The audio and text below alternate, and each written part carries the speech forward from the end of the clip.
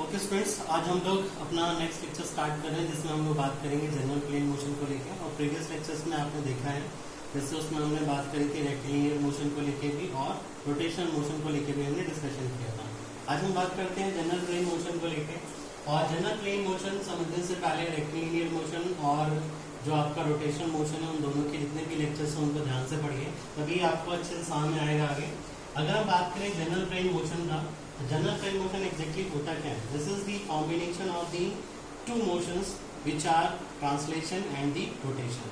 Translation और rotation दोनों का कॉम्बिनेशन जो जिस मोशन में होता है उसको हम बोलते हैं जनरल प्लेन मोशन। जैसे एग्जाम्पल की अगर हम बात करें तो कोई एक व्हील, जैसे आपने देखा होगा जब कोई कार ट्रैवल कर रही है तो उसके व्हील को या किसी भी व्हीकल के व्हील को आप ध्यान से देखें तो आप देखेंगे कि व्हील रोटेट भी कर रहा है एक्सिस के अबाउट, एक एक्सिस के अबाउट, और साथ ही साथ वो आगे ट्रांसलेट भी कर रहा है। ठीक है, तो इस तरीके के मोशन को हम लोग बोलते हैं जनरल प्लेन मोशन। इसमें एग्जांपल भी मैंने आपको दे रखा है, जैसे अगेन हम समझते हैं इसको, इस एग्जांपल को। एक व्हील जो है वो हमारा रोटेट कर रहा है और हमने बोला कि ये जो मैंने फर्स्ट ड्रॉ कर रखा है this one as a time t equal to 0 कह सकते हैं, और उसके आगे दूसरी सिचुएशन मैंने ली है t equal to t second पे कुछ।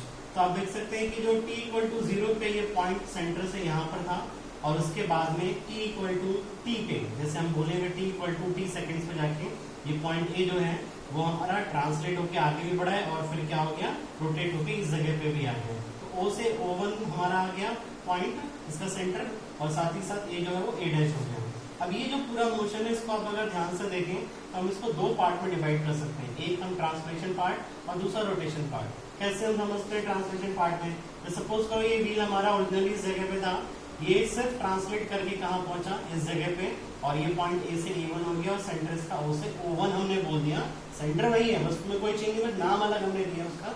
तो आप देखेंगे कि इस टाइम पे कोई भी बॉडी अगर लीनियरली मोशन कर रही है या ट्रांसलेटरी मोशन कर रही है तो आप देखेंगे उसमें कि जितने भी पॉइंट्स हैं उस ऑब्जेक्ट के ऊपर वो सारे के सारे सेम वेलोसिटी से ही मूव करते हैं। जैसे आपको याद होगा हम लोग रिलेटिव वेलोसिटीज के बारे में बात कर रहे थे, तो मैंने आपको बताया था जैसे कोई पर्सन अगर किसी ट्रेन में बैठा है या मल्टीपल पर्सन जो ट्रेन में बैठे हुए हैं और वो रेस्ट पे हैं, ठीक है, with respect to the train, तो आप देखेंगे कि जो ट्रेन की वेलोसिटी है वही बाकी सारे लोग की वेलोसिटी भी होगी। उसी सेम तरीके से इस व्हील के ऊपर कोई भी पॉइंट हम कंसिडर करें तो उसका जो लीनियर वेलोसिटी होगा वो सभी का सेम होगा। अब ये पॉइंट यहाँ से लेके यहाँ तक ये हमारा ट्रांसलेशन हो गया, और उसके बाद में सेकंड जो शो किया ये ए पॉइंट आगे रोटेट होकर कहाँ पे आ गया, A1। तो आप एग्जैक्टली देखेंगे तो दोनों मोशन को कंबाइन करें तो आपको ये सिचुएशन जो हमने यहाँ पे ड्रॉ कर रखी है वो हमें दिखाई देगी। अब हम आगे बात करते हैं analysis of a general plane motion. तो ध्यान रखिए जैसे हमने यहाँ पे बात करी है कि हम क्या करेंगे, दो जो मोशन है जनरल प्लेन मोशन उसको अलग अलग करके स्टडी करेंगे। कैसे अलग करेंगे? पहले हम उसका ट्रांसलेशन स्टडी करेंगे और साथ ही साथ रोटेशनल पार्ट जो है उसको सेपरेट करके स्टडी करेंगे, और फिर बाद में दोनों को ही हम कंबाइन कर देंगे। तो इस तरीके से हम जो जनरल प्लेन मोशन है उसको ठीक है स्टडी कर सकते हैं। ये हमारे पास आसान तरीका है। और अभी आप जब 5th सेमेस्टर में आगे जाएंगे तो आप देखेंगे वहाँ पे इस तरीके के प्रॉब्लम्स को सॉल्व करने के लिए एक सब्जेक्ट आपके पास आता है थ्योरी ऑफ मशीन्स करके। वहाँ पे आपको इस तरीके के नंबर ऑफ प्रॉब्लम मिलेंगे जो हम अभी डिस्कस करेंगे आगे की तरफ। तो वहाँ पे आपको कुछ और कॉन्सेप्ट भी बताए जाएंगे इनको डील करने की। अभी हम बात कर रहे हैं सिंपली हम दोनों मोशंस को अलग सेपरेट करके इनको सॉल्व कर कैसे करेंगे उसके बारे में डिस्कशन करते हैं। एक प्रॉब्लम लेते हैं, हमने बोला derive the relation between the linear motion of the geometric centre and the angular motion of a wheel rolling without slipping. अब ये ज्योमेट्रिक सेंटर का मतलब क्या है यहाँ पे? जैसे हमारे पास कोई एक सर्कुलर पार्ट है तो आप देखेंगे उसका ज्योमेट्रिक सेंटर क्या होता है, उसका सेंटर। तो सेंटर और इस व्हील का जो रोटेशनल मूवमेंट है या कह सकते हैं रोटेशनल मोशन है, उनके बीच में क्या रिलेशन होता है उसके बारे में हम डिस्कशन करेंगे। और ध्यान रखिएगा कि जो व्हील है, wheel is rotating without slipping. ये कंडीशन ध्यान रखिएगा कि जो व्हील है वो विदाउट स्लिपिंग जो है वो रोटेट कर रहा है। विदाउट स्लिपिंग रोटेशन का मतलब होता है, इसको इस नाम से भी जानते हैं, डिफरेंट नाम भी है जिसको हम बोलते हैं प्योर रोलिंग। प्योर रोलिंग के केस में होता है क्या है कि वो पॉइंट जहाँ जो पॉइंट हमारा अर्थ के साथ पॉइंटेड में होता है उस पॉइंट की वेलोसिटी क्या होती है, इंस्टेंटेनियसली क्या होती है, पर्टिकुलर इंस्टेंट पे क्या होती है, वो जीरो होती है। तो हम उसको क्या बोल देते हैं एक तरीके से इंस्टेंटेनियस जीरो वेलोसिटी का कॉन्सेप्ट भी हम इसमें यूटिलाइज करते हैं उसको सॉल्व करने के लिए। तो इस तरीके से हम प्योर रोलिंग को भी स्टडी करते हैं। ध्यान रखना प्योर रोलिंग जो है वो जनरल प्लेन मोशन का ही एक स्पेशल केस है। तो पहले तो हम इसके बारे में बात करते हैं, आगे फिर देखेंगे प्योर रोलिंग वगैरह के कॉन्सेप्ट को, अगर हमें आगे जरूरत पड़ेगी इसकी। तो सबसे पहले हमने क्या किया, जैसे मैंने एग्जाम डायग्राम ड्रॉ कर रखा है, यहाँ पे देखिए ध्यान से। ये हमने एक डायग्राम, जैसे ये सिचुएशन जो है जैसे हमने पहले भी ड्रॉ करी, t इक्वल टू 0 पे है, एक पॉइंट हमने b यहाँ पे लिया, और साथ ही साथ कह सकते हैं इधर कहीं जाके थीटा एंगल पे एक c पॉइंट भी है, कह सकते हैं कि जब ये रोटेट कर रहा है किस वेलोसिटी से, अल्फा इसकी सॉरी ओमेगा इसकी एंगुलर वेलोसिटी है, और अल्फा क्या है एंगुलर एक्सेलरेशन, किस पॉइंट के अबाउट, सेंटर के अबाउट, इस तरीके से रोटेट कर रहा है। ये t equal to t second पे जाके ये जो पॉइंट B पहले कांटेक्ट में था ये आगे चला गया, मतलब बैक साइड में आ गया, और आगे से कोई एक पॉइंट C था वो आके अब यहाँ पे कांटेक्ट में आ गया। तो आप देखेंगे इस टाइम पे कि जो B पॉइंट है उसने एक एंगुलर डिस्प्लेसमेंट यहाँ पे किया इस लाइन के रिस्पेक्ट में, दिस इज थीटा। और अगर हम ध्यान से देखें तो इस कंडीशन पे जो सेंटर A है, ये सेंटर A क्या हुआ, इसी हाइट पे आगे की तरफ मूव कर रहा है। तो जितनी डिस्टेंस इसके सेंटर ने ट्रैवल करी होगी उतनी हम बोल सकते हैं कि जो ये पॉइंट B और C के बीच का डिस्टेंस किसके इक्वल हो जाएगा, जो इसके सेंटर के थ्रू ट्रैवल डिस्टेंस होगी उसके इक्वल ही। इस ऐसे की वैल्यू को हम और एक तरीके से निकाल सकते हैं इसके एंगुलर मोशन को कंसीडर करके। कैसे कि अगर हमारे पास इस व्हील का रेडियस पता है तो ये डिस्टेंस जो है, जो कर्व पाथ हमें एक तरीके से दिखाई दे रहा है, BC इज इक्वल टू कितना हो जाएगा, r टाइम्स ऑफ थीटा। तो ये दोनों वैल्यूज जो हम देखेंगे ऐसे, और r थीटा हमारे पास क्या होगी, दोनों की दोनों क्या हो जाएंगी, दे विल बी इक्वल। अब अगर हम इस एंगुलर डिस्प्लेसमेंट आप देख रहे हैं यहाँ पे कि जो एंगुलर वेलोसिटी है वो हमारी एक्सेलरेशन अल्फा है, तो जाहिर सी बात है वो कंटिन्यूअसली चेंज कर रही है, तो वो कांस्टेंट यहाँ पे कह सकते हैं कि नहीं है। तो अगर हम इस एंगुलर डिस्प्लेसमेंट को विद रिस्पेक्ट टू टाइम, या दोनों तरफ हम विद रिस्पेक्ट टू टाइम अगर इसको डिफरेंशिएट करें तो आप देखेंगे लेफ्ट साइड में हम लिख सकते हैं that d SA divided by dt equal to r times of d theta by dt। r हमने बाहर क्यों लिया, क्योंकि ये कांस्टेंट है, क्योंकि रेडियस है व्हील का तो ये कांस्टेंट रहेगा। तो ये टर्म हमारा क्या हो जाएगा, va, जो कि हमारा क्या linear velocity of point A कह सकते हैं एक तरीके से, और d थीटा बाई dt क्या रिप्रेजेंट करता है हमें, ओमेगा एंगुलर वेलोसिटी। यानी कि अगर कोई व्हील रोटेट कर रहा है तो उसका सेंटर जो है उसकी वेलोसिटी और लीनियर वेलोसिटी और एंगुलर वेलोसिटी जो है वो हमारी इस रिलेशन, इन दोनों के बीच में ये रिलेशन हमें मिलता है that va equal to r omega. इसी तरीके से अगर हम इस इक्वेशन नंबर 1 को यहाँ पे डिफरेंशिएट कर दें 2 टाइम्स, ठीक है, d2 SA upon dt square, और राइट साइड में r times of d2 theta upon dt square, तो यहाँ से हमें क्या मिलेगा, जब इसको डिफरेंशिएट करेंगे s को 2 टाइम्स, हमें क्या मिलेगा, एक्सेलरेशन, जो कि क्या हो जाएगा, लीनियर एक्सेलरेशन, और ये क्या मिलेगा हमें, एंगुलर एक्सेलरेशन। तो यहाँ पे हमने इन इक्वेशंस को नाम दे दिया इक्वेशन 1, 2 और 3। तो ये तीनों ही इक्वेशंस जो हैं ये हमारे पास ऐसी इक्वेशंस आ गई जो इस व्हील के ज्योमेट्रिक सेंटर और इसके रोटेशनल मोशन के बीच में हमें क्या दे रही है, एक रिलेशन बता रही है। ठीक है, तो इनको, इन इक्वेशंस को ध्यान रखिएगा, और आगे जो हम क्वेश्चन सॉल्व करेंगे वहां पे इनका एक्चुअलाइजेशन आएगा। तो हम जनरल प्लेन मोशन से रिलेटेड एक क्वेश्चन सॉल्व करते हैं, और वो क्वेश्चन क्या है पढ़ते हैं, देखते हैं। That a wheel of radius 1 metre, ध्यान रखिएगा व्हील का रेडियस 1 मीटर गिवन है, rolls freely with an angular velocity, angular velocity हमारे पास गिवन है that omega is this, and angular acceleration of 4 radian per second square, ये हमारे पास अल्फा की वैल्यू गिवन है, both clockwise as shown in the figure, एक figure भी ड्रॉ किया गया है, उसमें इसको रिप्रेजेंट भी किया गया है। Determine the velocity and acceleration of point B and D shown in the figure. अब ये व्हील जैसे यहाँ पे दिखाया है, ये इसका सेंटर A हो गया, और इस सेंटर से जस्ट वर्टिकली अपवर्ड डायरेक्शन में यहाँ पे इसकी पैरिफेरी पे एक पॉइंट लिया है B, और साथ ही साथ इनवर्ट इस व्हील के अंदर की तरफ ही पैरिफेरी से अंदर रेडियल डायरेक्शन में यहाँ पे एक पॉइंट कंसीडर किया D, और इस A से D पॉइंट की जो डिस्टेंस है ये आपको ऑलरेडी गिवन है, दिस इज 0.6 मीटर, और इसका रेडियस जो है दैट इज 1 मीटर। तो आपको बताना है कि जो V है पॉइंट B और पॉइंट D, इसका रेडियल वेलोसिटी, सॉरी इसका वेलोसिटी कितना होगा, और इसका साथ ही साथ एक्सेलरेशन क्या होगा दोनों ही पॉइंट्स के लिए।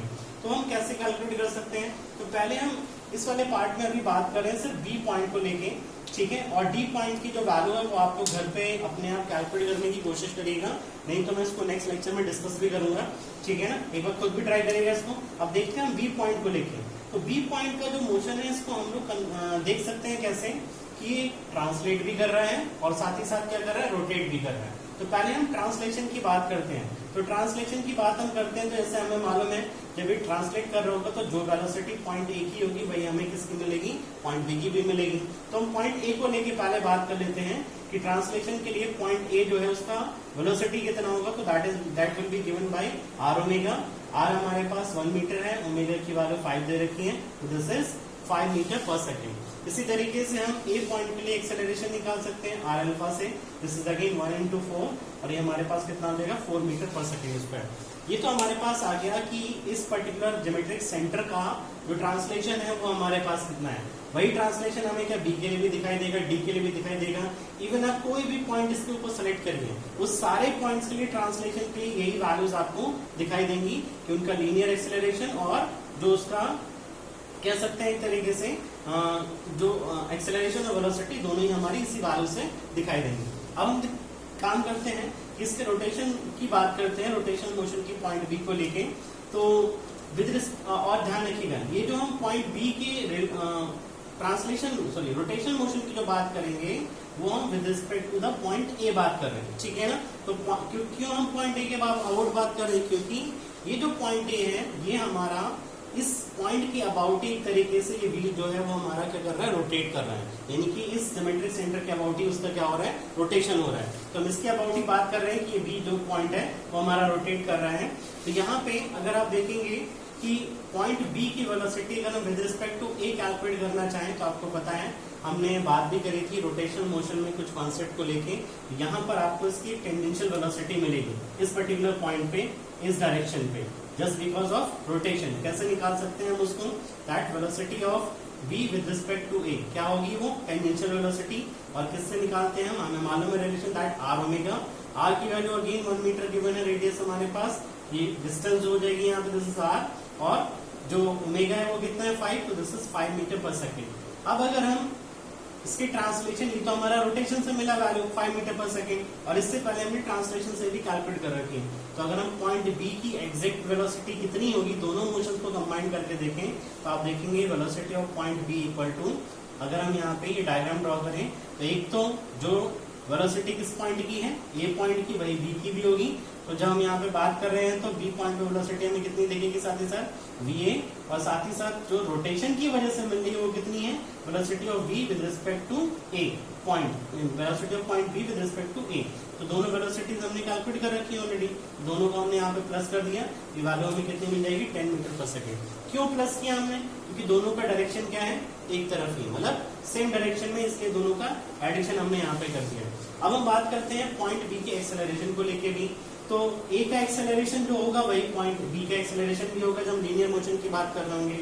वहीं पे जब हम रोटेशनल मोशन की बात कर रहे हैं तो इस पॉइंट का जो एक्सेलरेशन हम निकालेंगे बी पॉइंट का विद रिस्पेक्ट टू ए, तो ये हमारे पास क्या होगा, एक तरीके से टेंजेंशियल एक्सेलरेशन, इसकी टेंजेंट डायरेक्शन में। कैसे दे सकते हैं, अगेन रिलेशन आर अल्फा से, आपको ये हम ऑलरेडी डिस्कस भी कर चुके हैं प्रीवियस लेक्चर में, कैसे हम कैलकुलेट करेंगे। तो यहाँ से वैल्यू हमारे पास कितनी आ जाएगी, 4 मीटर पर सेकेंड स्क्वायर। अब हमें मालूम है कि जब भी कोई एक पॉइंट या कोई भी ऑब्जेक्ट जब एक सर्कुलर मोशन करता है या रोटेशन मोशन करता है तो उसमें दो एक्सेलरेशन होते हैं, एक तो टेंजेंशियल एक्सेलरेशन और साथ ही साथ एक एक्सेलरेशन जो है वो हमें रेडियली इनवर्ड डायरेक्शन में मिलता है।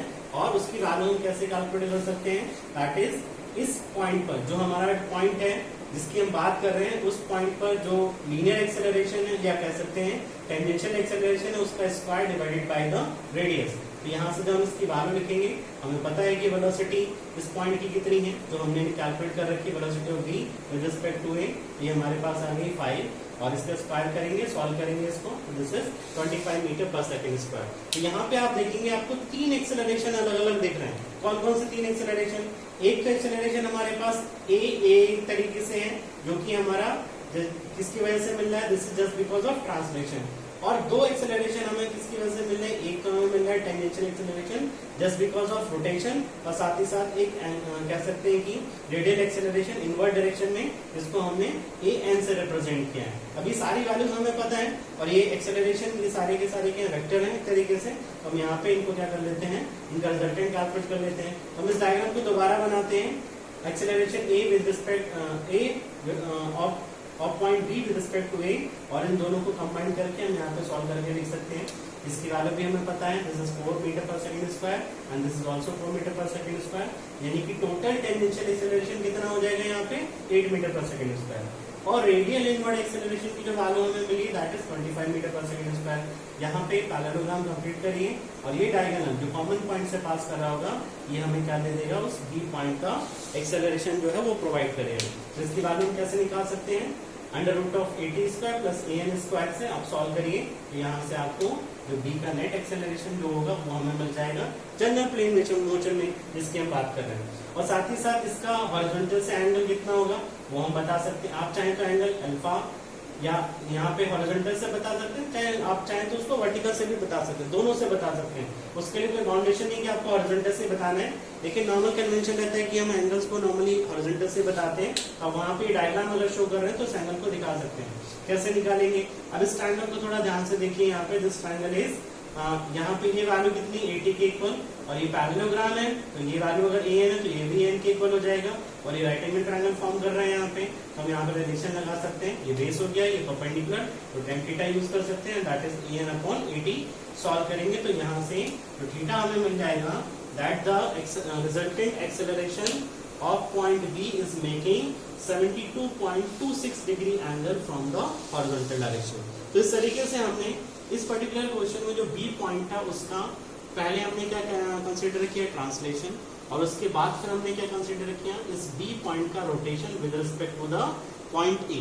ठीक है ना, जो हमारा ज्योमेट्रिक सेंटर है या कह सकते हैं वो पॉइंट जिसके अबाउट वो ऑब्जेक्ट क्या है रोटेट कर रहा है, तो इन दोनों को कंबाइन कर देंगे तो हमें वहां पे क्या मिल जाएंगी, एग्जैक्ट जो वेलोसिटीज जो होंगी उन पर्टिकुलर पॉइंट्स की या एक्सेलरेशन जो होंगे उनकी वेलोसिटीज को हम कैलकुलेट कर सकते हैं। ये डी पॉइंट की जो वैल्यू है इसको आप लोग घर पे कैलकुलेट करने की कोशिश करिएगा और नेक्स्ट क्लास में हम इसको डिस्कस करेंगे।